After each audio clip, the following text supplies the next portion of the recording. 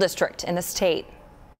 The Department of Education and PPS audit found questionable expenses, including a $13,000 retirement party for district employees in 2017. That includes paying $9,000 to rent the Portland Spirit River cruise. The district also paid more than $1,000 for leis and other flowers to be shipped from Hawaii, and roughly $1,700 for Crystal Clock retirement gifts. The district also rented the boat last year, but says it won't happen again. I don't believe that's a good way to spend our money.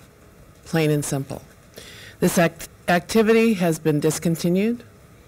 We will find another way to honor our retirees, our hardworking staff. The audit also found some questionable meal charges and Amazon purchases. Moving forward, the district says charges like those will be reviewed. That spending is having a ripple effect. The report found there's a huge achievement gap between white students and minorities at PPS that's higher than the state average. State Representative Julie Parrish says that's unacceptable. Money has to follow the child.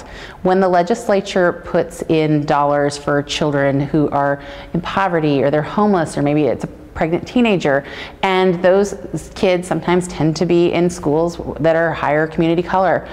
You cannot then have more expensive teachers over at, higher proficiency schools and wonder why you have an achievement gap. The audit also found high poverty schools have a tough time keeping quality principals, have less experienced teachers, and have a high rate of teacher turnover. The district superintendent says they're already working to make improvements. Soon we will have an intervention plan for supporting schools, and we need to address the human capital issue, which creates these kinds of instabilities.